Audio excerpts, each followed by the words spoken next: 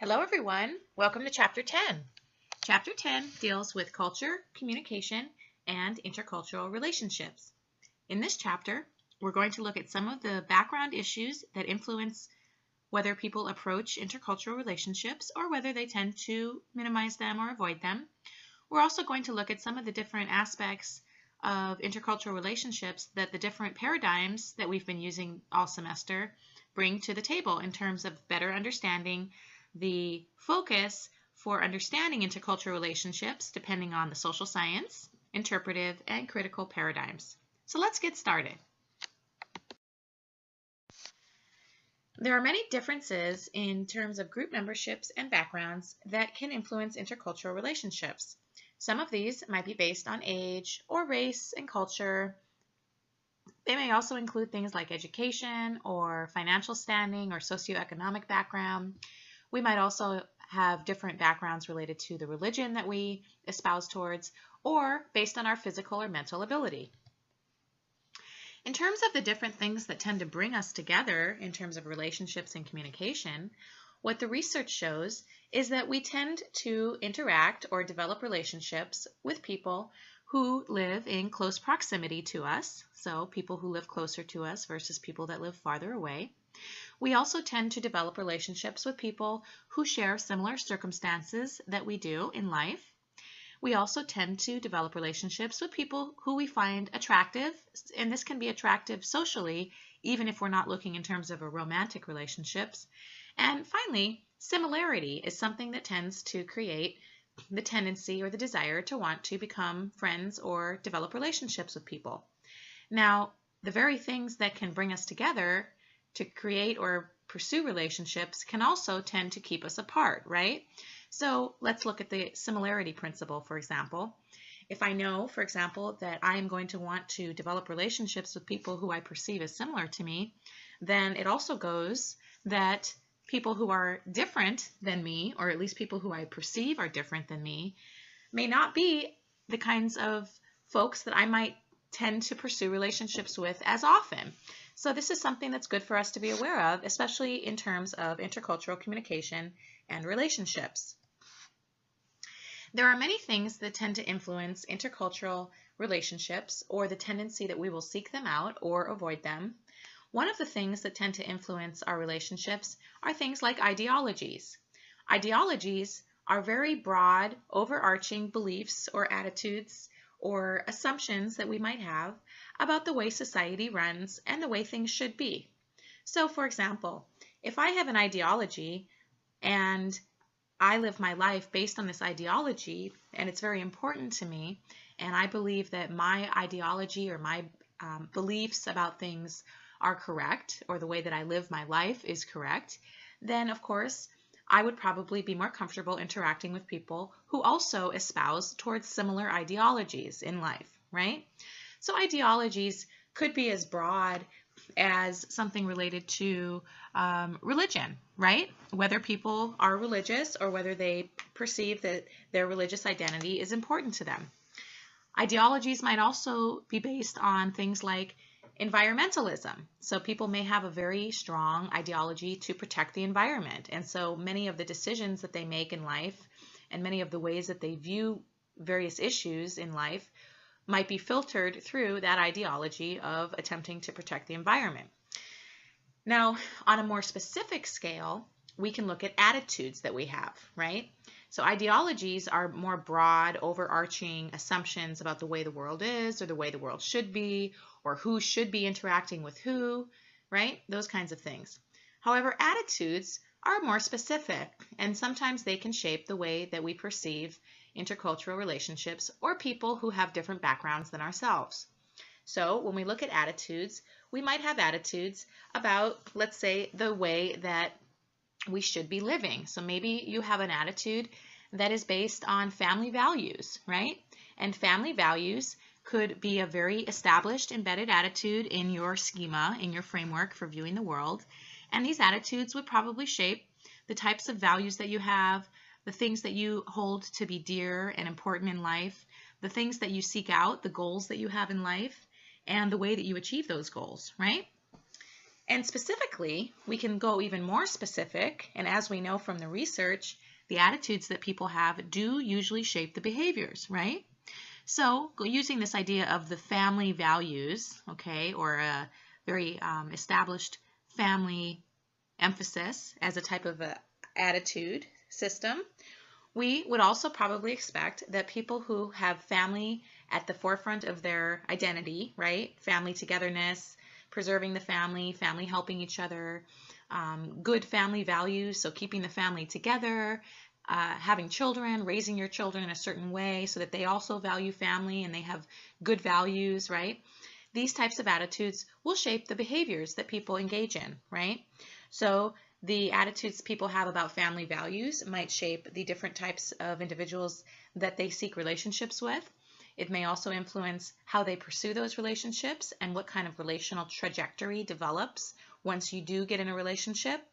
Obviously, these family values would also influence the way that you approach child rearing, how you raise your kids, whether you take your kids to church or not, whether you involve your kids in sports or other types of civic engagement.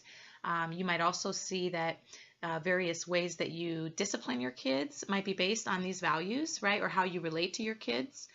And also these kinds of attitudes would also shape the way that you behave with other people in society as well. So you might also tend to feel a special type of kinship or closeness to other people you meet who also have a very established idea of family values, right? And it's likely that you would develop friendships with other families that have similar values. And so these are some of the different types of background issues that can shape intercultural relationships, and it's good for us to be aware of them.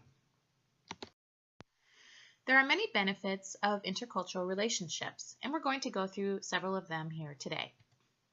One of the first benefits of developing intercultural relationships deals with acquiring knowledge that we didn't have before about the beliefs, values, and practices of other people who belong to different cultures or different backgrounds than ourselves. So we can also learn more generally how to develop relationships or how to interact in a comfortable way with people who are different than ourselves, right? So we can look at this knowledge in terms of specific knowledge that we might learn about, let's say you have a best friend who is from a different culture or religion than you. You might learn all the specific ideas, beliefs, values, practices for that particular person, right? And so we can look at acquiring knowledge in terms of specific awareness about a particular culture and society that maybe you hadn't been exposed to before. But we can also look at knowledge that is acquired in terms of more generalized relational learning or ways that we can learn about getting to know people or developing relationships with people who have different group memberships than ourselves. So we can look at this type of learning in a more generalized way because even though you might be interacting with someone who has, let's say, a different religious background than you, the principles and the main experiences that you go through when you learn about a new culture would be a similar process even if you were in a different situation learning about a different religious group, or maybe a person from a different race group or from a different economic group or something like that. So we can look at the knowledge in terms of specific awareness about a particular culture, religion, background, or whatever, but we can also look at the generalized relational learning or relational skill and relational experience that we develop when we get to know people who belong to different groups than ourselves. Another benefit of intercultural relationships is the tendency that getting to know people of different backgrounds works to dissolve stereotypes, especially negative stereotypes, that we might have about people in certain groups. By interacting with people who belong to different groups than ourselves, especially groups where we may have had stereotypes about them in the past, interacting with people allows us to learn the truth about people rather than adopting the assumptions that maybe the media has taught us or that we see on the media when we turn on the TV or watch films. It also would dissolve stereotypes that maybe we adopted from hearing about people belonging to certain backgrounds from family or friends or our communities or things like that. However, one thing that is a very human tendency when people interact with individuals from different backgrounds that they don't have much experience with is the tendency to discount the reality that a person who behaves in ways that are counter stereotypical, so not stereotypical, right? There is a human tendency to discount our own experience when we have an experience with someone who belongs to a group that we have stereotyped before. So I'm going to tell you a little story here, which hopefully will make this point very clear, and then we will move on to the next slide. There was a study done in the United Kingdom in the 70s and 80s, and the study dealt with the perceptions, the generalized perceptions that youth, so teenagers, had about people who were police officers. And so they were having a real problem with the youth, teenagers in society, really having negative attitudes towards the police, okay? And of course, considering that sometimes the police get called for various types of parties or various types of events that youth may find themselves involved in, this type of attitudinal issue was certainly becoming a barrier to effective intercultural relations between the police and between the youth in the community, okay? So the researchers, in conjunction with the police department, decided that they were going to try an experiment to see if they could try to improve the general attitudes that the teenagers had about the police officers. So they chose one particular police officer, let's call him Joe, okay? And they asked Joe if he would be willing to go into the school system and hang out with the teenagers and just be a normal part of their day-to-day experience so that he could just be around in a more neutral environment. And they wanted to know if the teenagers got to know Joe on a personal level, even though he was a police officer. The researchers wanted to know if it would be possible for the negative stereotypes that many of the teenagers had about police officers to be dispelled or to decrease. So Joe, the police officer that was selected to go into the school, ended up going into the school system. He hung out with the kids and the teenagers for several months. He would play basketball with them. He'd be in the lunchroom with them. He'd be around campus, right? And he became a real normal part of their day-to-day interactions. So if you were to ask, 3 or 4 months into the experiment, if you were to ask the teenagers, hey, well, what do you think of Joe? All the teenagers would say, oh, well, we love Joe. Joe's great. He's super cool. He's fun. He plays ball. We like him, this and that, right? Well, the researchers then would follow up with a second question, and they would ask the students, okay, you like Joe, so what do you think of police officers now? And the teenagers would still say, oh, well, we don't like police officers at all. Police officers are bad, you know? And so this study, which by the way was a real study that was done, this study showed the human tendency to discount our own experiences when we are facing stereotypes that we have been holding on to for a long time, okay? So this is something that you definitely want to be aware of, and it's certainly something that we want to consider in terms of our own perceptions of people belonging to different group memberships and the ways that these kinds of cognitive tendencies can actually inhibit our ability to have effective relationships with people from different backgrounds than ourselves. Now, there are also several challenges to intercultural relationships which we want to be aware of. One major challenge is the tendency that we have to have negative stereotypes about people belonging to certain groups. As you all probably know, negative stereotypes tend to promote divisiveness, or they tend to promote division between groups, right, or people belonging to certain groups. And negative stereotypes also prevent real, genuine interactions when people do get together to interact, because people may be viewing the other person based on the assumptions that they have about that person rather than based upon who that person actually is, right? So we really need to watch stereotypes. We really need to be careful about the role that stereotypes play in our own assumptions about people. And we need to be careful about how we are communicating with people who belong to different backgrounds as us so that we don't work in or communicate in ways that convey to the person that we perceive them as stereotypical, right? So we really want to be conscious of these kinds of things and work to reduce negative stereotypes and the role that they play in how we treat other people whenever possible.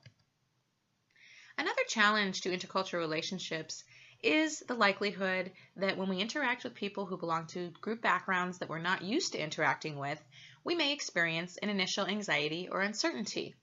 This is a very human tendency, it's normal, but over time, as long as you are open to getting to know people for who they are and you're genuinely open and caring and friendly, over time, this type of anxiety and uncertainty should minimize or should diminish because you will develop experiences where you will be able to have more clarity and certainty about what kinds of interactions you can expect and what the person might be like. However, in terms of getting over the hurdle of an initial anxiety or uncertainty experience, we may experience these kinds of challenges because we might worry about negative outcomes playing out.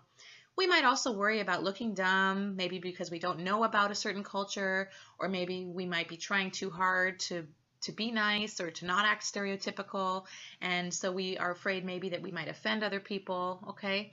So these are some of the reasons why people may avoid intercultural relationships, but what I have discovered in my life so far is that as long as you treat people with respect and dignity and friendliness, that generally speaking, you can expect that they will treat you with the same type of values. And it's not always the case. There are certainly going to be situations where you might extend a friendly hand to someone and they may not be receptive, right?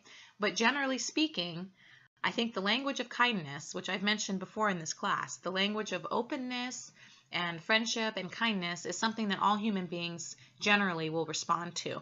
So you can expect that although you might feel some initial anxiety, that over time that anxiety will be diminished and you will be able to enjoy the benefits of having a relationship or a friendship with someone who's from a different background without having to worry about some of these potential costs.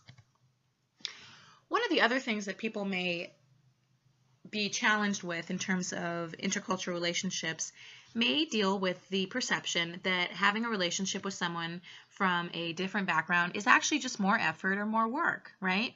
Because we might have to work harder to find things to talk about, or we might have to put more effort into making sure that we're being understood effectively, right? But again, as with anxiety and uncertainty, over time, the additional effort or work that you feel that you have to put into a relationship should diminish. And once you develop a solid or stable friendship with someone or a relationship, a working relationship perhaps, then that initial work that you had to put in initially would hopefully be reduced over time because you get to know what to expect and you don't have to worry about putting in extra ideas or extra time or extra work because generally you will develop a type of relational norm so that you don't have to worry about uncertainty or putting in a lot of extra effort. Another challenge to intercultural relationships deals with the tendency that people have to feel that they have to justify relationships with people from different backgrounds to their respective community, okay? So, for example, if I have a community that I hang out with a lot, let's say I'm very involved with my religious background, perhaps, okay? And so perhaps this is something that's very important to me. My values are very wrapped up in, my religious identity. I may, have a lot of friends who have the same religious background. I might come from a community where everybody goes to the same type of church, right? Or at least everybody goes to church, right? And so perhaps I might meet somebody at some point, let's say in high school or college, who maybe doesn't even go to church at all, right? Maybe they're atheist, or maybe they have a different religious background than what I've been raised with, okay?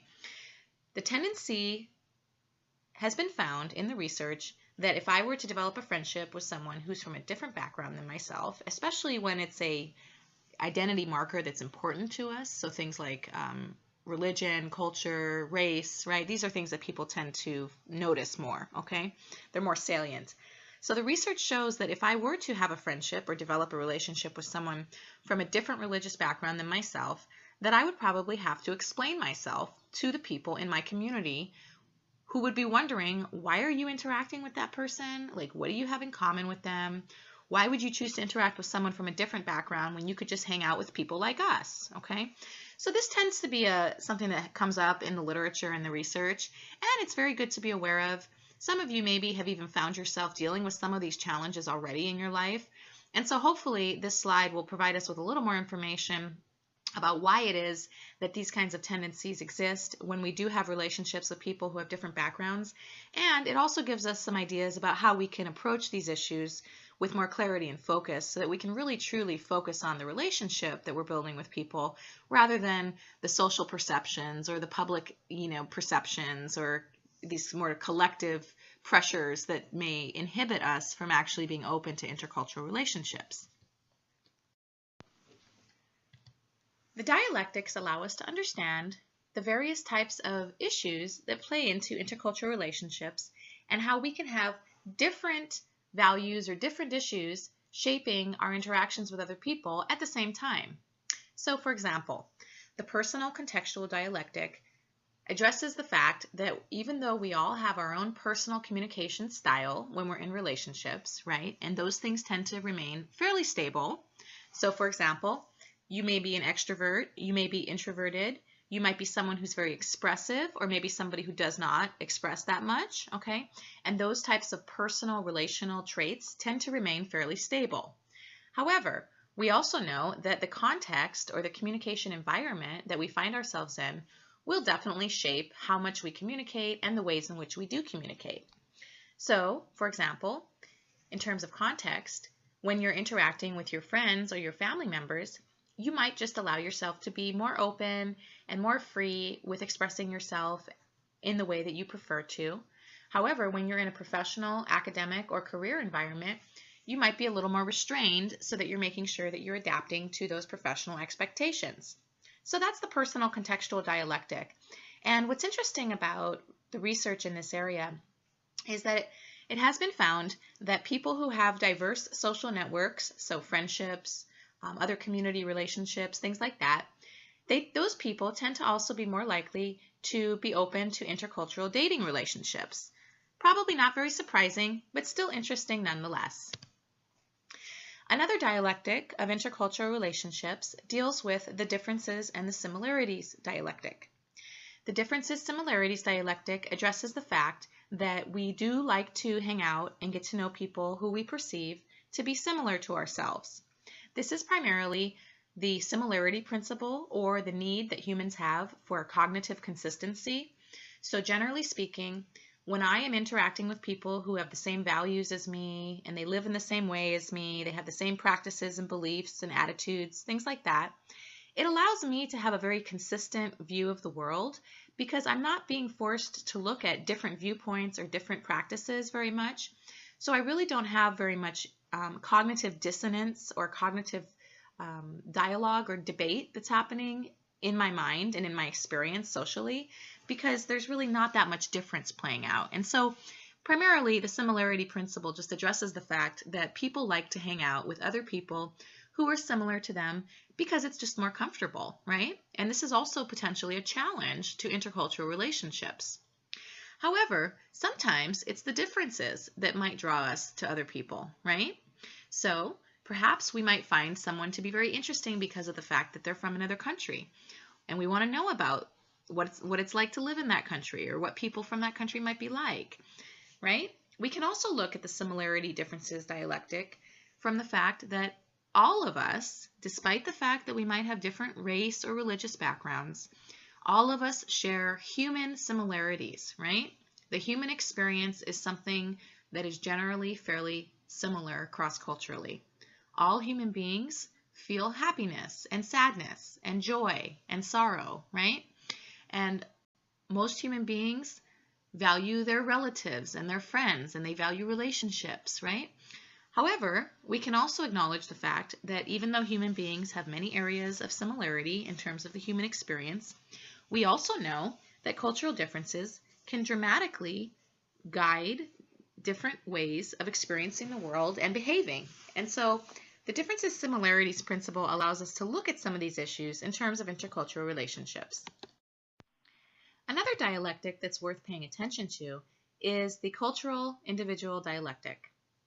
The cultural individual dialectic acknowledges the fact that all of us are operating based on the cultural environment with which we were raised and socialized.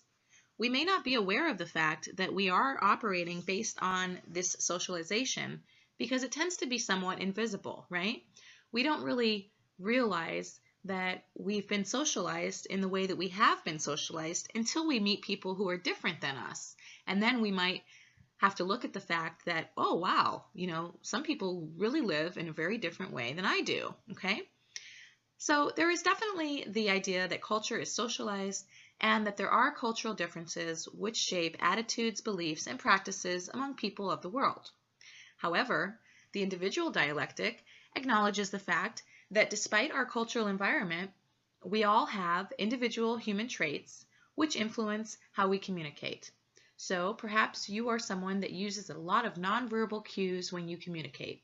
Maybe you use a lot of hand gestures or nonverbal facial cues to help make your points, right? Or maybe you're someone who doesn't use very many nonverbal cues when you communicate, and that's your individual style. So this dialectic allows us to acknowledge that even though we are adapting to the cultural environment with which we find ourselves in or that we are raised in, at the same time, we all still tend to maintain our own individual communication traits, which can shape how we approach communication with other people. In addition, we can look at the privilege-disadvantage dialectic, which discusses the ways in which our various social standings in society can shape the different privileges that we enjoy, depending on the status that we have based on our group memberships. So, based on group memberships, we occupy very different groups and we have very different experiences in life, right? So, for example, the experience that a man has walking down the street at night is very different than the experience that a woman would have walking down the street at night, okay? Women and men have very different experiences, generally speaking, with regards to perceptions of safety and security and, having to think about safety and think about security and all of these things. So this could be a potential way to look at the privilege-disadvantage dialectic. In terms of men and women, we can look at the fact that generally speaking, men tend to be more physically powerful. They're physically stronger usually. And this type of tendency influences the fact that women have to put a lot more thought and effort into staying safe, right? Because men are just physically more dominant. And so what that means is that women are in a less dominant position, which means that it's possible that they could be victimized by people who are stronger than them, right? So we can look at things like that and how that might shape the privilege-disadvantage dialectic. But you could also look at things related to your family group or your family status, or whether you come from an intact family or a family that has divorce in it. You might also look at privilege and disadvantage based on the socioeconomic class that you're in, or based on your job, or based on how your community treats people of different group memberships, okay? So it's generally a good idea to reflect on the ways in which our own group memberships and our power status that is associated with those group memberships can shape the way that we communicate, right? And generally speaking, most people have certain group memberships that they occupy, which give them privileges. And at the same time, most people also have a group membership or two or maybe more that also give them disadvantages. And so all of us in a class like this would have certain groups that might give us privileges and other groups that would potentially give us disadvantages. And those group memberships can shape the way that we communicate with other people and, of course, the way that other people communicate with us. Another important dialectic of intercultural relationships is the static dynamic dialectic. The static dynamic dialectic acknowledges the fact that people and relationships may stay the same over time, so things are static or fixed. So you yourself, generally speaking, will probably be a very similar person today that you are going to be in 10 or 20 years, right? I mean, we do go through life changes which modify how we approach things and maybe perceptions of things, but you are still going to be the same person. However, the dynamic dialectic acknowledges the fact that over time, your experiences will change, your perceptions will change. You might approach communication in different ways depending on some of these experiences that you have. And of course, other people and society will change as well. And so these types of differences are acknowledged in the static dynamic dialectic. Finally, The history-present dialectic acknowledges the fact that any kind of communication that's taking place today in the modern day situation is going to be influenced by the history of the relationships between groups, right? It's also going to be influenced by the current relationships that exist between people belonging to these groups. So we can look at things like race relations or religious relations in the world, and we can look at how the historical events in the past, in terms of, let's say, the ongoing feud or ongoing dialogue that tends to play out between the Islam faith and the Jewish or Judaic faith, is something that has historically played out and is informed by history.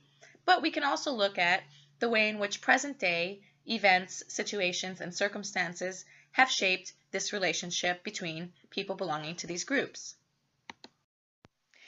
Now, every emphasis that we've been talking about in this class will bring a different type of lens or way of viewing the issues, depending on whether it's the social science, interpretive, or critical viewpoint. So for the purpose of the social science emphasis, we can look at intercultural relationships through the lens of different notions of friendship. So in the West, friendship tends to be viewed as something that is voluntary. And what that means for friendships is that they may begin fairly spontaneously without any kind of obligation involved, and they may actually dissolve in ways that are voluntary as well, right? So you may have friends now that you aren't going to have in 5 or 10 years. And that is something that is seen as very socially normal in the Western culture, that friendships are not always expected to last forever. I had a good friend who used to tell me that people come into our life for a reason, a season, or a lifetime. And so I think that this idea of different notions of friendship and that specific quote that my friend used to share with me definitely captures the Western viewpoint of friendship as something that's fairly voluntary. However, if we look cross-culturally, specifically at people who belong to the Chinese cultural system, what we see is that the idea of friendship is seen as something that is very long-term, and there is a perception of obligation involved in a friendship. So what this might mean is that it takes longer for friendships to develop. However, one would expect that a friendship that develops in Chinese culture, even though it might take longer for the friendship to develop, would also last longer as well because of these different notions of long-term relationship and social obligation. There's also different ideas about relation development or relational development between people who are strangers or people who are considered to be inside of the community. A good example to use to distinguish the difference would be looking at the views that people have about strangers based on their cultural group. So generally speaking, in the West or in the United States American culture, people tend to view strangers in a more positive way. The idea of a stranger represents a potential relationship, somebody that we can get to know, someone who maybe might be able to teach us a little bit about different cultures or different views. However, in the German Mennonite community, it may be surprising to some of you to learn that the view of strangers in this community, the German Mennonite community, is actually typically a negative view. This is done, or this is seen in a negative way, primarily because the German Mennonite community is a fairly insulated community. They have also faced a lot of social discrimination and problems in society where they have been stigmatized and oppressed because of their religious and cultural background. So when we think about that history issue and we think about the fact that a certain group that has been historically stigmatized may have negative views of strangers, it actually tends to make a lot of sense, because if you do belong to a group that has been stigmatized historically, it is likely that people who belong to different groups than yourself can represent a threat, right? So these are some different ideas that the social science emphasis brings to the understanding of intercultural relationships, and it's good to keep these ideas in mind. We can also look at friendship practices in terms of the ways that we disclose information. And Lewin is a researcher who looked at this idea of disclosure circles that people may have. And according to this research, Lewin found that most people tend to have 3 types of disclosure circles that influence how they communicate with people in routine interactions. The superficial group membership deals with conversing with people about fairly superficial issues. These are things like the weather, or what do we think about the sports team, or what do we think about the holidays that are coming up, or which grocery store do we shop at, things that are fairly inconsequential, right? We don't tend to assign a lot of consequence or importance to the topics that are fairly superficial. Now, another type of disclosure circle, which is more personal, involves those types of relationships we have where we share information with people that's personal. So personal information might be things like if you're married or not, if you have children, what types of things you like to do for hobbies or on your personal time, right? Maybe different experiences that you've had in life, which has shaped who you are. In comparison, there is another disclosure circle that Lewin acknowledges, which is that of the private sharing. Now, private sharing belongs to only the few people in the world that we actually are willing to really tell the absolute truth to in terms of our private thoughts, needs, beliefs, desires, maybe private experiences we've gone through that we don't really want to talk about with people because they've been kind of intense, right? And so this is an interesting way to look at friendships, and you can ask yourself, well, what kinds of relationships do you have with various others, and do you have certain friends or family members where you engage in fairly superficial conversations versus personal versus private? Another interesting thing to think about that the social science emphasis brings us is romantic practices among people from different cultures. So what's interesting about cultural differences in terms of romantic preference is that based on the research has shown that Americans tend to value passion in relationships, especially when they are pursuing romantic relationships. So this idea of passion and having strong feelings of love or strong feelings of lust for people, feeling sort of that excitement, right? This is something that Americans tend to emphasize in relationships. However, according to research on Chinese culture, folks from Chinese cultural backgrounds tend to focus much more on connectedness. So rather than looking at how much passion you have in the relationship, you might be more concerned with how connected somebody is to their family or to their community, or how connected they are with you in the relationship, right? Now, one thing that's interesting about this research is that despite the fact that Americans and Chinese cultures have different emphases that they place on the priorities of relationships or the things that are important in relationships, one similar or 3 similar things or values that did come out in the research was that people from both Chinese and American backgrounds value this idea of openness or sharing honestly, right? This idea of involvement or being connected, and this idea of sharing, whether you're sharing ideas or sharing emotions or sharing fiscal resources. Each of these things were important to both Americans and Chinese cultures, despite the fact that they come from different cultural backgrounds. Emphasis allows us to look at intercultural relationships between groups like the US or people from Japan. So what's interesting about research being done cross-culturally based on American folks versus Japanese folks is that both groups, despite the cultural differences that tend to shape or define expectations that they may have, both Japanese and US American cultural groups tend to value the idea of competence in relationships, or the ability to be socially competent in life and with other people. They also tend to value similarity in background and similarity in beliefs and thoughts. They also tend to value involvement over time. And there's also this notion of turning points that exist in relationships. So turning points being, let's say, the first time that people may take a trip together, or the first time that you meet someone's family. These are considered to be turning points in a relationship, which will affect the trajectory of the relationship for positive or for negative. But we can also look at the way in which the interpretive background or emphasis discusses the idea of work relationships. So there are expectations that we may have about people who we work with who have different backgrounds than ourselves based on our own cultural system or the expectations we have for people who are coming to our country. So, for example, if we are from a country that has the assimilation perspective of immigration, then we would expect that people who come to our country should adapt to the language, the culture, the social norms, and the political ideologies of our nation.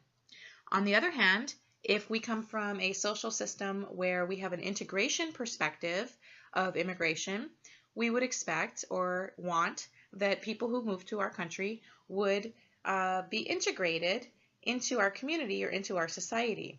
And so there's a difference between expecting other people to adapt to our ways, our customs, our practices, versus the expectation that we are going to integrate other practices into the way that we experience or celebrate or ritualize culture, right? So you could look at this idea in terms of the holiday season. In some cultures, during the Christmas season, they may not be celebrating Christmas, but they may be celebrating a similar type of holiday that is more culturally rooted or based on their unique religious or cultural system. So from an assimilation perspective, we would expect that those people who come here to the U.S. would simply adapt to the U.S. Norm, U.S. American norm for celebrating the holidays, right? However, if we were from an integration perspective, we would actually be working to integrate the differing attitudes, beliefs, or practices into the way that we celebrate the holidays. So these are some different views on culture and expectations that people may have about cultural integration depending on the different values that we have in our nations with regards to difference and immigration issues.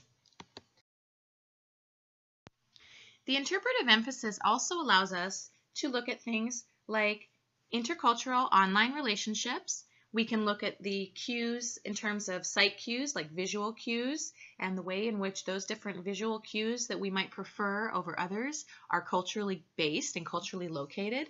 We can also look at the way in which language may shape our tendency to approach or avoid communication with people belonging to different or similar backgrounds as us. And we can also look at the idea of humor as something that is extremely culturally located.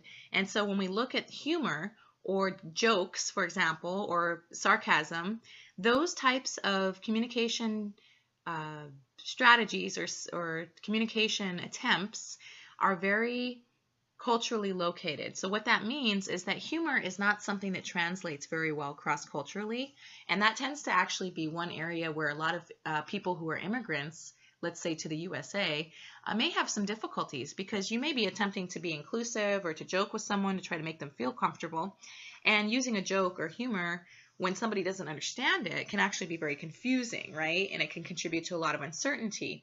So we can look at that in terms of the interpretive emphasis. But in addition, we can also look at the different types of things that might predict whether people consider engaging in dating or romantic relationships with people who belong to different cultures than themselves. According to the research, those of us who have had experiences interacting with people who are different than us, those of us who have had travel experiences where we've expanded our ideas about culture and society and things like that, right? Those of us who have a history of intercultural relationships and maybe we have met someone who we are socially or romantically attracted to, and those of us who tend to live in a location where there are lots of different cultures that dwell and coexist, those folks tend to be much more likely to engage in intercultural dating or the development of intercultural friendships. Now, people that tend to not engage in intercultural friendships or intercultural dating tend to not do so because they just don't really have an opportunity. This could be because of the demographic background of their community. It can also be because of the lack of consideration that maybe they have even not given to the idea of having friendships with people of different backgrounds, right?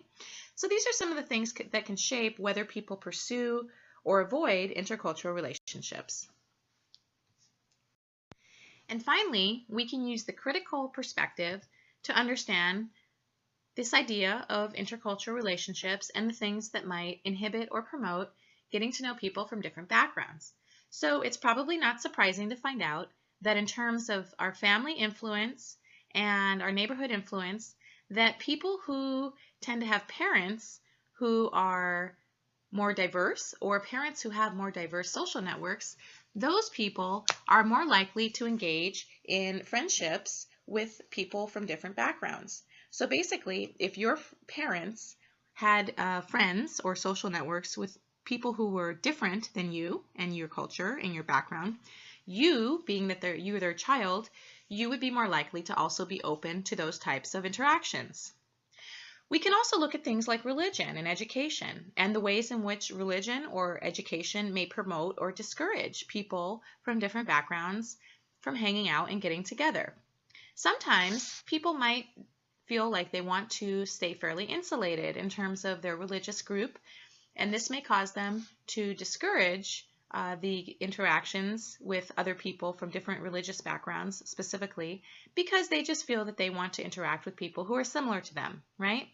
But we might also look at the ways in which educational systems can promote or discourage intercultural relationships by the way in which they manage students who have diverse cultural or language backgrounds. So for example, some students who come over to the United States are still working to develop their proficiency with English.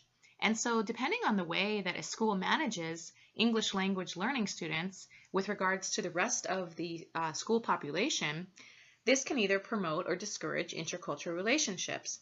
Obviously, if you have students who are learning English separated from the rest of the school with a very minimal chance or likelihood that they can engage in social or educational learning experiences together, those kinds of situations would inhibit intercultural friendships between students.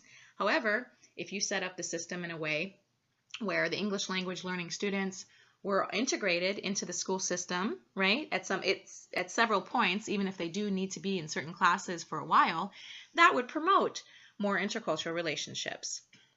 We can also look at the fact that people who tend to have more diverse social networks also tend to be more likely to be open to dating someone from a different cultural background.